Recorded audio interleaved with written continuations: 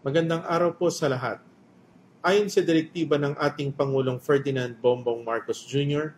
at sa naging pag-uusap namin ni Secretary Giovanni Lopez, nais kong linawin ang ilang katanungan tungkol sa paggamit ng e-bikes o e-trikes at iba pang LEVs sa ating mga kalsada.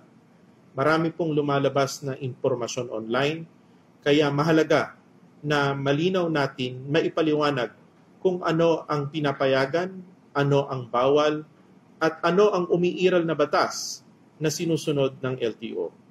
The LTO has a clear legal authority to enforce traffic laws and when necessary to impound vehicles, including LEVs, when they are illegally using national roads and endangering other road users. Ang Electric Vehicle Industry Development Act o EVIDA at ang IRR nito ay hindi nag-aalis ng kapangyarihan ng LTO. Sa katunayan, nililinaw ng EVIDA IRR na tanging mga LEV na pang-exclusive private use lamang at hindi nakalaan na gamitin sa anumang public highway.